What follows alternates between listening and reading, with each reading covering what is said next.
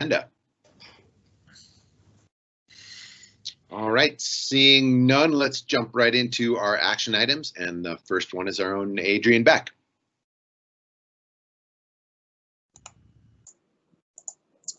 So commissioners, I don't see Adrian on the line.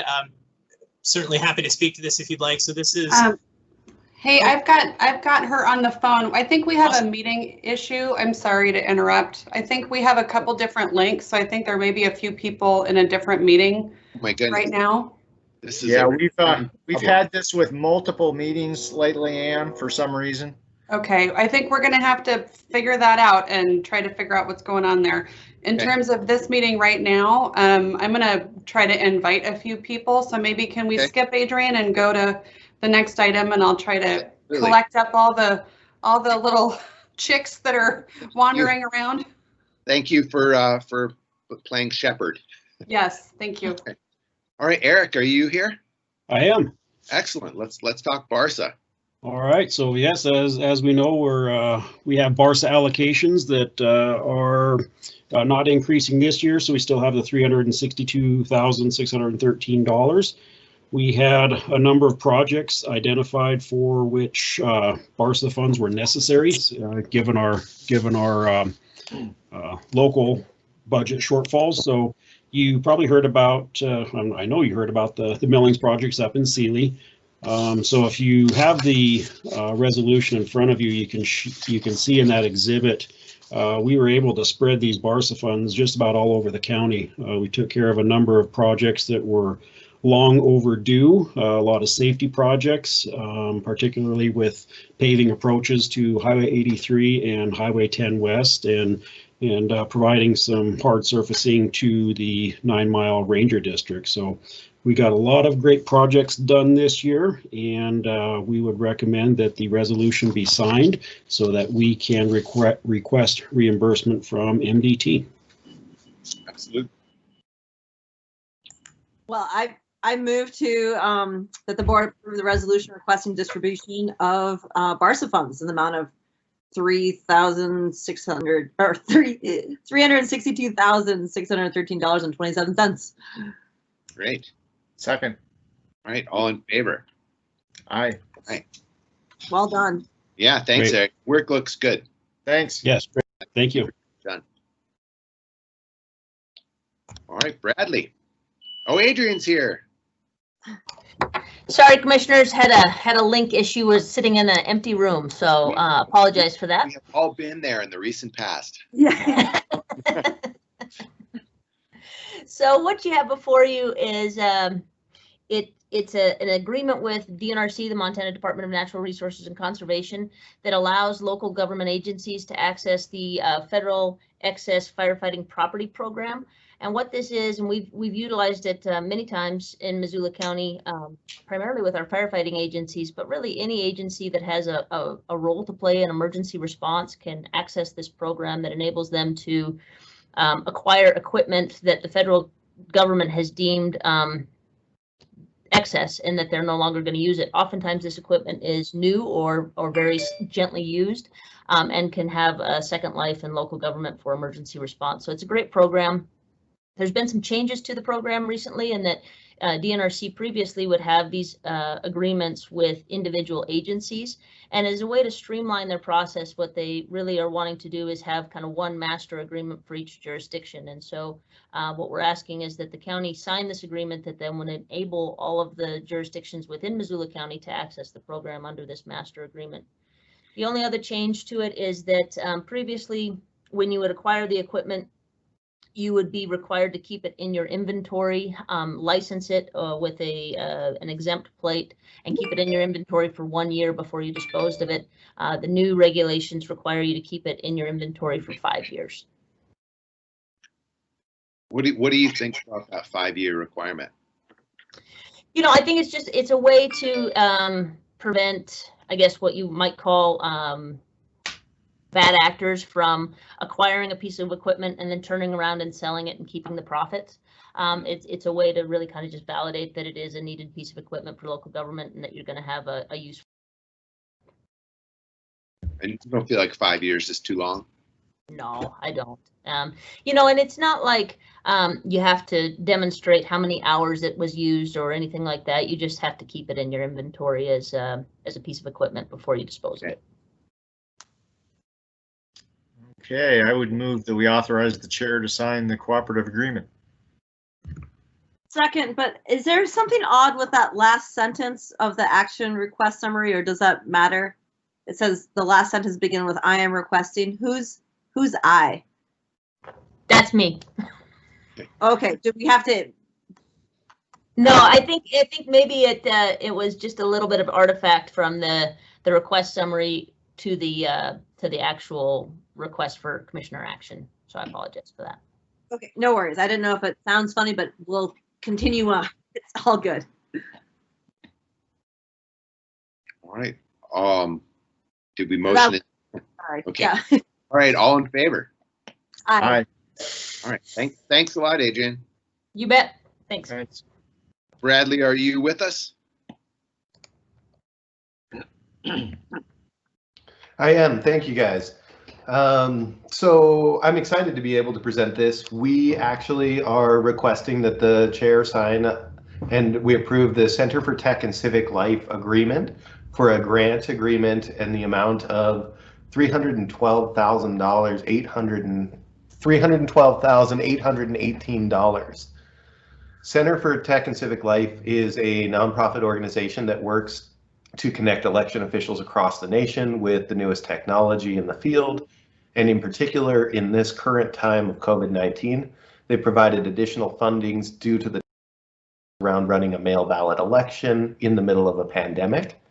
And we have requested a pretty substantial grant request from them to cover items like outreach and education. We're always working to make sure that we can get the message out, and this will allow us to greatly expand our messaging through the use of TV, TV ads, YouTube, Facebook, really covering some big dollar items that we can use that we don't normally have budgeted for advertising around this. Also includes areas for sorting, safety, making sure that staff remain healthy, that we have all of the materials we need when we're running an incredibly large election like this that's all by mail and has a 2-page ballot. We're expecting to process over 120,000 pieces of paper. So a lot of this is storage materials, scanners, ballot joggers to make sure they read correctly, includes funding for survey post-election about how people digest media, as well as we're requesting additional security for the election center and multiple other items for staffing and ensuring we're successful for this election. Yeah, it's a fantastic chunk of money to help meet those goals. Well done. Well done. You know, it's a really fortunate area that we were able to apply for this, get this extra funding on for this election. We've really been trying to help make sure we can do the best we can for this, and this is going to help put us over that edge. Well, then I move that the chair approve to sign the Center for Tech and Civic Life grant agreement. Second. All in favor? Aye. Aye. Great job. Yeah, great job, Bradley, getting the grant and making sure we have the best possible election. Well done. Yeah, Thank good you. work. And it doesn't look like you're going very far because you and Casey are on the next one. Yeah. Casey, you mind if I run with this one? Yep, I was hoping you would. Great. So Casey was helping me put this in, just uncertain of time this close to the election. The next area is that we're requesting that the board approve a professional service agreement with Big Sky Polls, which is the University of Montana Department of Public Administration and Policy. We want to conduct a voter survey about their voting experience. Dave, we mentioned this what feels like years ago. It was actually the canvas from the primary. Really working to make sure that we are reaching out to voters who vote in this election, figuring out how they get information about this election so that we can better target our information in the future, talking about the overall voting experience, building this into a continuation of past surveys so we can improve our experience. And then in specific for this election, talking about confidence in mail balloting, because with this being our second federal election in Montana conducted entirely by mail, we'd love to get some scientifically conducted data some good research that talks about how voters get information, how they vote in these elections, and how confident they are in the process. Okay. Great. Well, I would, let's see here. Lost track of the motion here. I would move that we approve the PSA. Second. All in favor? Aye. Aye. And Bradley, I think especially after this election, it should be really, results should be super interesting. This is such a unique election. We were looking at this a lot about how you digest information and voter experiences, but we are using this new election and this different election style for the federal to help gain additional information and make sure that we're doing the best we can. Yeah, great. Thank you. Nancy. Good morning, Commissioners. Nancy Rattel, Grants Administrator with Grants and Community Programs. What I'm bringing forth to you today is a request for the board to approve the chair to sign what is called the signature page for a grant application to the Montana Board of Crime Control to assist the county attorney's office for funding a temporary attorney position. The purpose of which, not surprisingly, caseloads have totally increased and capacity of staff has decreased just because of the nature of people staying home and other COVID impact. This is specifically for COVID. It's federal funds provided to the Board of Crime Control, which is then being passed through. So a few weeks ago, we had presented to you this grant application that we wanted to submit. This is one aspect, the signature page. Josh, if you could sign, and then that will be part of the components of the application package. When do you find out? Well, it's depending. So we'll probably submit next week, and then it's when the Board of Crime Control has an executive committee. So hopefully November that we would find out. Great. That's not very far away. Yeah. So fingers crossed. Yeah. They did reduce the amount. They had 100,000 that was able to be applied for, and we just learned last week that they reduced that to 75. But that will find that's going to fit into our budget, so that we're projecting. Great. Well, I move the chair sign the signature page associated with the grant application. Second. Okay. All in favor? Aye. Aye. All right. Thank Good you. luck. All right. Thank you. All right. Isla. Yeah, good morning, Commissioners. This is Kayla, and I am here to present 3 contracts to you, as well as a subrecipient agreement. And typically we usually lump them together, but since they're funded through different funds, I will just go through each of them separate, if that works for you all. So number 6 and 7 are funded through the alcohol tax fund. This is 2 out of the 4 agencies that we are recommending to be funded through this.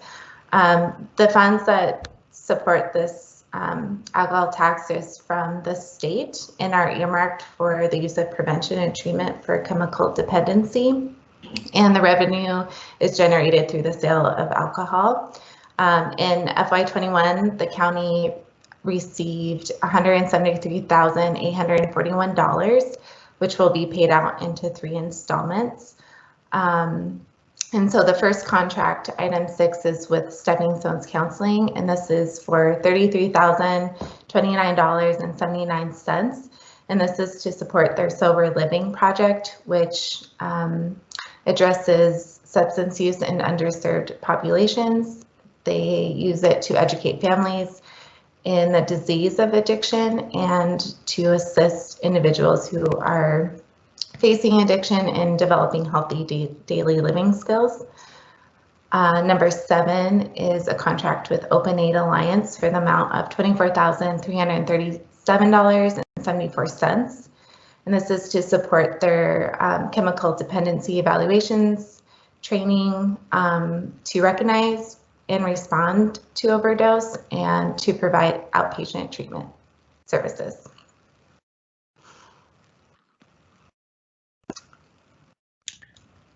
Well, go ahead.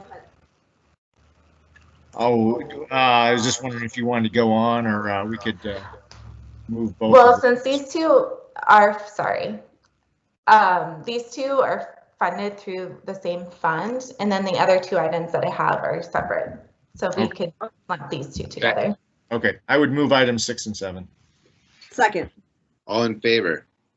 Aye. Thank you. Number 8 is a contract with Child Care Resources, and this is funded through the Child Care Training Fund. And this fund is dedicated for providing comprehensive training and support services for child care providers to improve the child care in Missoula County. And Child Care Resources contract is for $80,000, and they'll provide professional development opportunities and support child care professionals and providing high quality in Missoula. Okay, and we're doing these all separately, 8 to 9? Yeah. Okay. I, yes, enthusiastically approve the contract with Child Care Resources. Great. Second. All in favor? Aye. Great, thank you. And I apologize for the confusion on these items. Number 9, this is my last one. This is a sub-recipient agreement with the YWCA of Missoula. And this is part of the HUD Continuum of Care grant that we received this year. And the sub-recipient agreements for $299,545. And this will allow the YWCA to provide rental assistance to families and domestic violence survivors who are currently experiencing homelessness. They expect to provide that service to 49 families. I'm sorry, I missed that. How many families? 45, at least 45. Great. Or 49, I'm sorry, 49. 49, okay. Yeah. Okay, I would move that we approve the sub-recipient agreement. Second. All in favor? Aye. Aye. Thank you. Thank you. Thanks.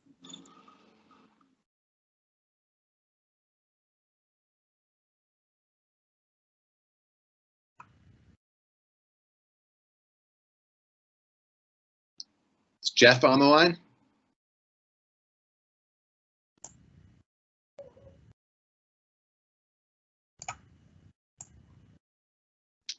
Well, maybe should we skip that one? Or I guess my question is this already in their budget, and is this does anyone have any? Maybe Chris has some feedback on it. Chris, what do you think?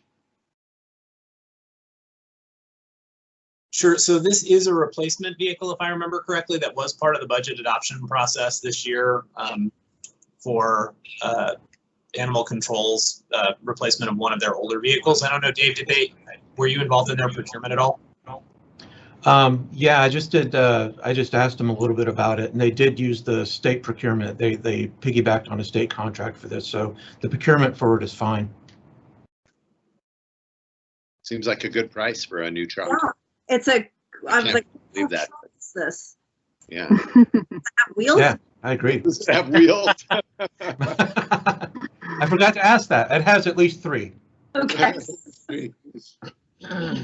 Well, then I move sign the purchase agreement. Second. Great. All in favor? Aye. Thanks, Dave and Chris. Okay, Lisa B. Good morning, everyone. I am here to present the Buckle Up federal fiscal year contract for $46,887.50 for you to sign. And I actually brought with me today Steve Schmidt, our Buckle Up coordinator, just to give you a few highlights of the contract, just to put a face with the contract because he's in the field doing this work. So Steve, do you want to share a couple highlights? Yeah, briefly, this is all about seatbelt awareness. Right now, our seatbelt statistics stand at about 93% of Missourians are wearing seatbelts. which is nice. In this is also a lot about child safety seats or child passenger safety seats. And we are still finding that anywhere from about 4 out of 5 child safety seats are not being used properly. So this money goes to fund the awareness campaigns related to seatbelts and child safety seats around Missoula. So you're seeing this, I'm sorry, Steve, 4 out of 5 seats installed properly, and this is— That's correct. After, like, this is post-accident? This has been determined, or how do you— Actually, it's determined during our safety seat checkup events, where parents usually show up to check to see if their seats are installed correctly. And this is primarily a statistic from Safe Kids Montana, or Safe Kids International, I should say. They get all this information from these events that occur where parents show up, and as they initially show up, their seats might be 1 or 2 things that they're not quite installed correctly. So we help guide them through that process of making sure that they are installed correctly and the kids leave safer than they showed up. Thank you. Thanks for explaining that. You bet. Yeah, thank you. Yeah, that sounds good. I would move that we authorize the chair to sign the contract. Second. All in favor? Aye. Thanks. Thank you. Have a great day. Thank you. Thank you. Elena Evans. Good morning, everybody. I am here to present to you the professional services agreement for the hazardous waste days that will be occurring October 16th, 17th, and 18th. We'll be doing them a little differently this year with online registration, so please check out haswastemissoula.com to schedule an appointment. Otherwise, this PSA is with Arctic Fox Environmental.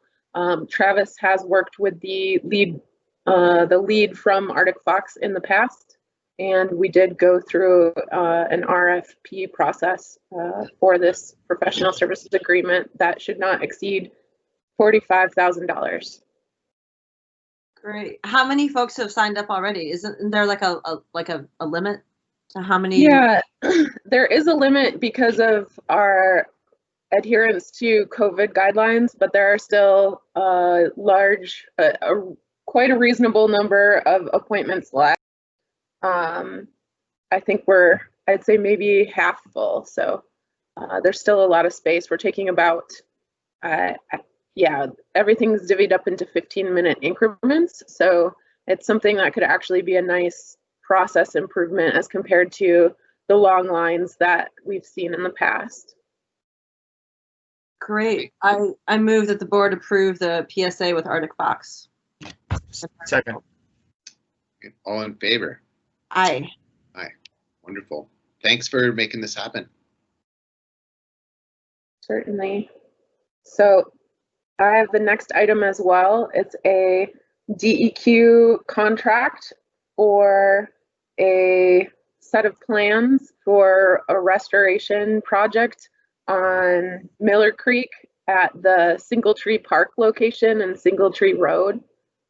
It's something that I believe we brought in front during the application process. So that contract is for $37,000, and the outcome will be a further fleshed out set of plans.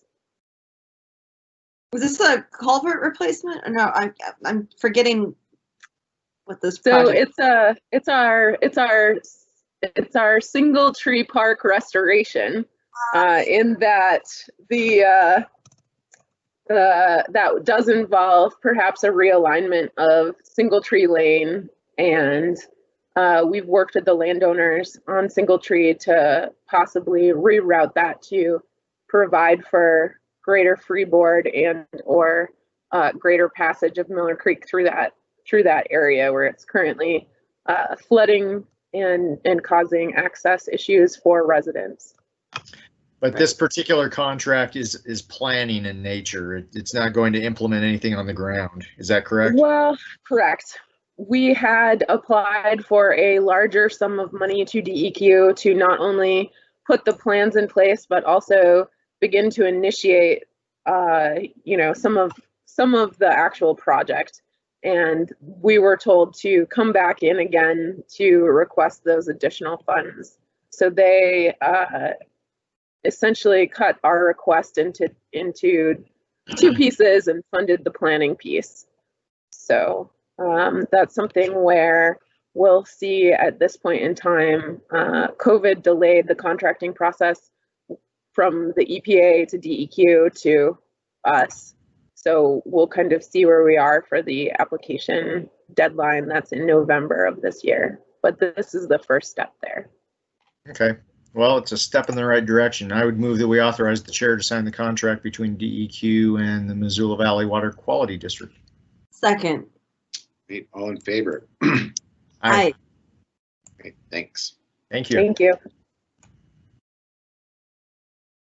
Chris, you want to talk us through an employment agreement?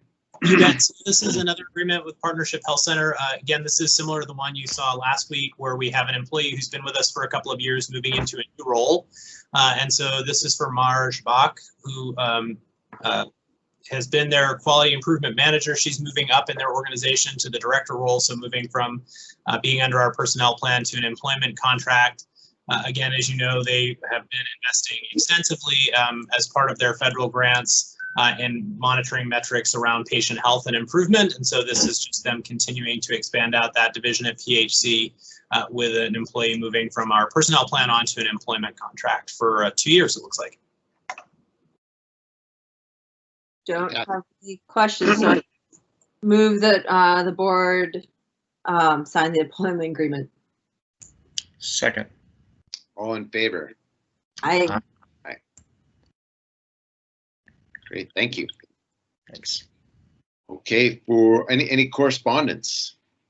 Yeah, I've got a couple items here. So I guess first, would folks be open to, and I think I corresponded with you previously on this, would you be open to meeting with Dr. Walt Peschel, who would like to brief us on what he thinks is a COVID-19 treatment that he has already received support from the mayor in pursuing this, and he would just like to brief us on what he is up to. And, sure. Yeah. And I'll work with Kyla to set up a conference call or video conference. Dave and Juan, are there other people who should be in on this who may have more access to change in the world of healthcare than the three of us? Maybe should we get Lori in on this call? Maybe. We can certainly let them know, and they can choose to attend or not. Yeah, I'm no healthcare provider, as it were, so. Maybe we should let Lori and Cindy Farr know, and if they want to jump in or send an emissary, they would be welcome to. Sure. Okay, I will work on setting that up. Secondly, there was a bunch of email traffic yesterday related to this individual reached out to us about ag soils, and I just for the sake of making sure it didn't fall between the cracks entirely, I responded and let him know that there might be others with more expertise in these matters who would also be free to get back to him. It sounded like Jerry Marks was, perhaps. So anyway. Yeah, and I need to send her a note as well. I'll just tell her to, if she wants to chat, I'm happy to. Okay, fantastic. Thank you. I just didn't want her to for doing response, so thank you for responding and sending her to Gary. Yeah. Okay, that's all I had. Okay, and discussion items. Anything on upcoming board meetings or review of meetings? Oh, I'll throw out one item here. There's no super great announcement quite yet, but I jinx us here. But as we speak, Prairie County is holding a public hearing on the resolution to establish the Big Sky Passenger Rail Authority. So With any luck, I will receive later today a message from Commissioner Todd Devlin over there in Terry, Montana, giving the thumbs up on their commissioner action. So I'll keep you posted. If Prairie County jumps in, how many are we up to? That's up to 10. And apparently Granite County is going to be discussing it this week, and I hope to hear something definitive from our friends over in Bighorn County. So stay tuned. Great. 13, exciting. 10 have actually signed on, but like 14 have expressed interest, right? So 11 have expressed interest. Right now, 9 have signed on. Prairie would be the 10th today.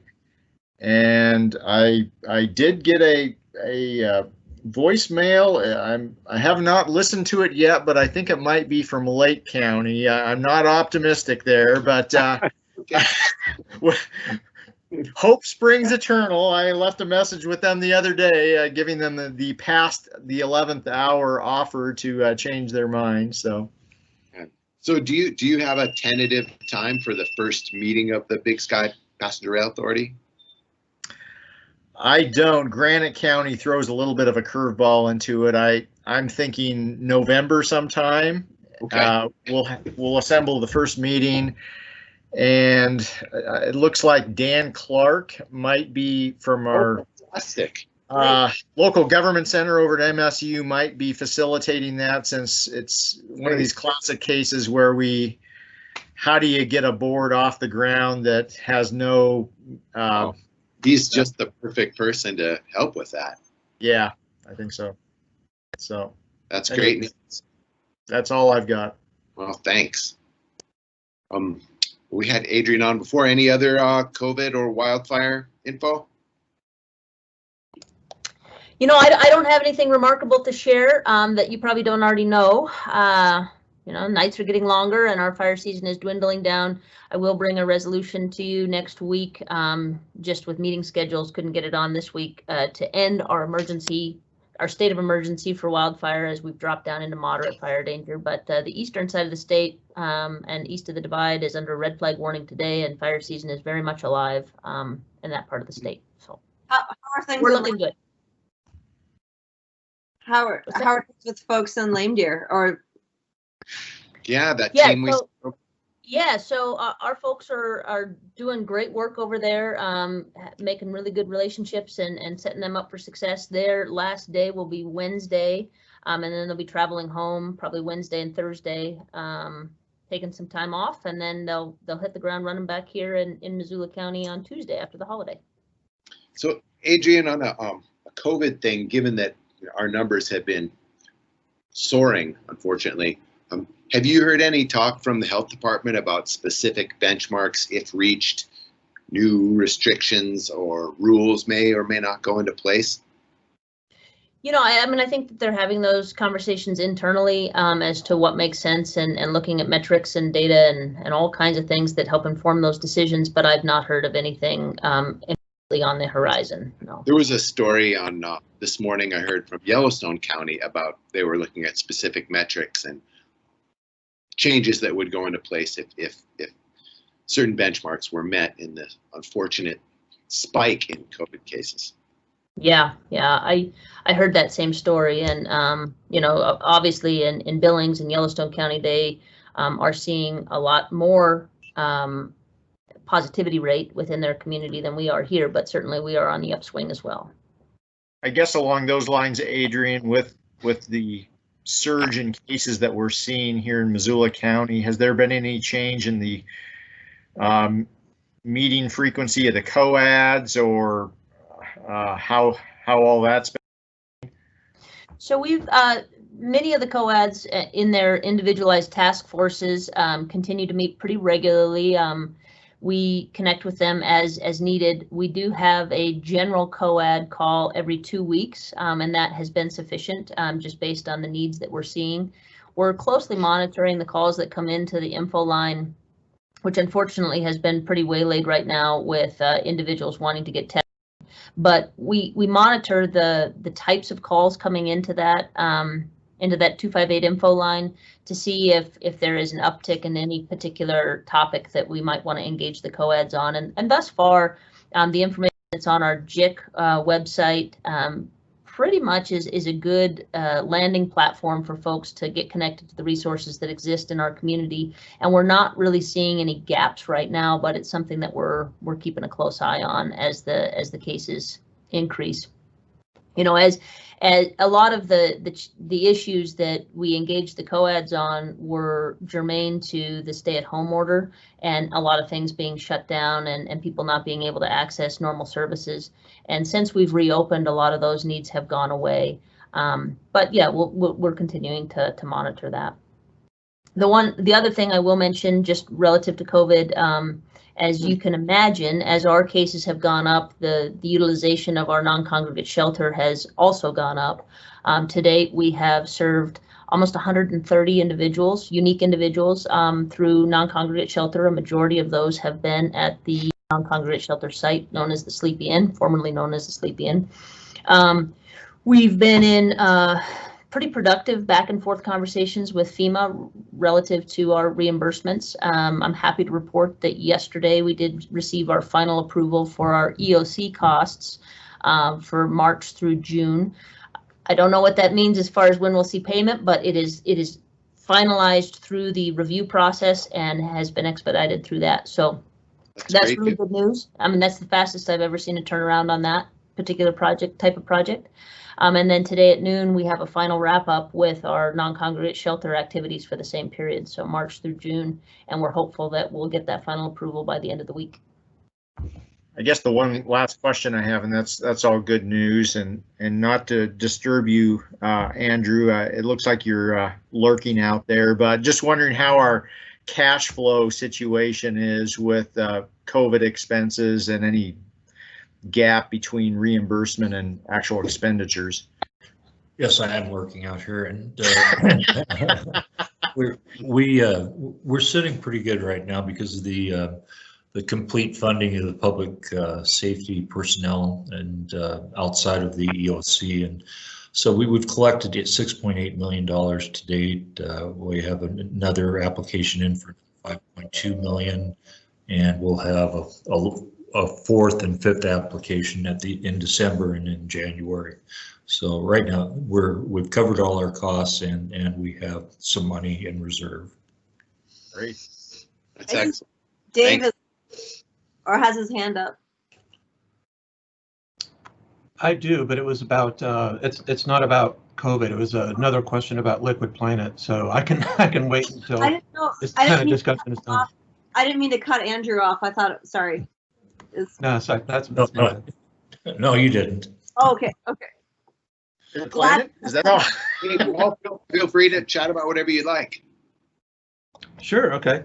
Well, Liquid Planet has contacted Dory and I about how the courthouse is open, but there's a kind of restricted access, and the treasurer's office, I believe, is not fully open the way it used to do. So their sales are of course way down. A little while ago, they asked to have when the courthouse was actually closed, they asked us to waive their rent for a few months, which we did. And so now they're just asking for a little help. So Dory and I have contacted employee council, who the rent checks go to funding employee council. So we've talked to Bobby Day and Leslie Wood about certain ideas that we wanted to make sure we were fair to both employee council and Liquid Planet. And we've come up with an agreement that everyone seems to be okay with, where Liquid Planet would cover their one that they have, which is $28 a month, and then pay $100 a month in their lease payment, which is their normal lease payment right now is $300. So it is a bit less, but everyone seems to be okay with that arrangement going forward. So the question is, do you want us to come to you all for a formal agreement to change this contract, or are you okay with Dory and I just kind of handling it? I personally am fully okay with you and Dory handling it. You guys are. Gosh, you love people. And I love the whole process better. So, go for it. do really appreciate the sympathetic tone you have with this, and the kind of catching the obvious that people aren't going into the courthouse. They're not going to be patronizing Liquid Planet, and they pay rent and they have employees, and we're in a terrible crisis. Let's all be good humans right now and do what we can. Chris, are we good humans? What's that, Juanita? I was going to ask if Chris or whoever, I can't see who's on. Are we okay? We're not. This isn't going to get us in trouble, right? Well, I think John's on. All for being good humans. Okay. I think we're okay with this. Great. Yeah, just hit the mute button on John Hart and we're good to go. So I do, that does bring up a good question though, as far as Liquid Planet. I wonder, is there more that could be done? Oh, there he is. There you go. We can't do this without special dispensation or putting ourselves up for lost. No. Is there anything that can be done, that we can do to help publicize that Liquid Planet is there and open for business? He's taking the blanket out of the bucket of water. It's about to be thrown. I didn't know it was open, so I'm embarrassed. There we go. Could we? Yeah. We could get it in the newsletter. Could they access the outdoors so that there's more of a pickup, takeout situation? I don't know. I mean, I'm certainly be happy to, put it either, like Annie said, the newsletter is a good idea. I don't know if it's a good idea to put something on our website. And then, of course, a lot of that is up to Liquid Planet for their own marketing. Jason has their hand up. Someone has their hand up. Yeah, it's me. They're kind of limited on, additional access, because they're kind of behind the counter. There's only one person that generally works in there, and they don't have, there's not like a window that opens to the outside. So it's kind of just walking up as far as physical limitations. I guess I'm thinking of even something more old school, a sandwich board or something out front. Yeah, Liquid Planet open. I mean, so with the building closed, can a person walk in and get to Liquid Planet, or can they just not even get there unless they have a badge? No, they can get in. There is a sandwich board out there actually as well that they put out during the day. So, but those front doors are open during business hours. John Hart resurfaced. Bad news of some sort. No, I have nothing on the legal front, but regarding the sandwich board, I just noticed the other morning that it's almost completely faded. You can't, it doesn't jump off the sandwich board and say Liquid Planet, come in and get coffee.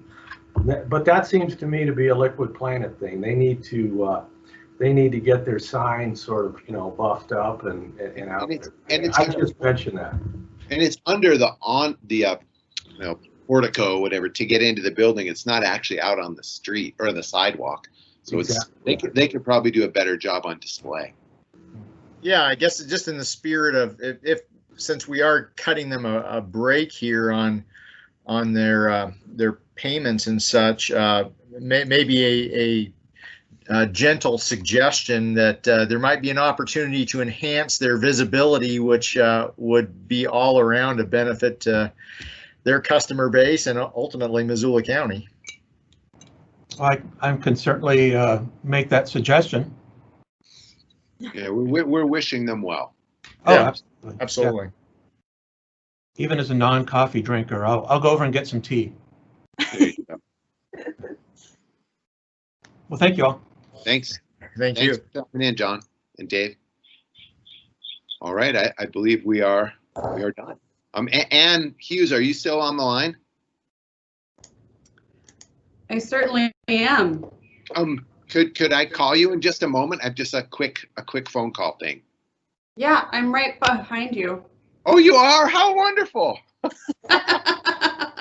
So let's call. No, I'll come poke my head out. Thank you. Okay. All right. See you guys. Thanks, everyone. Thank you.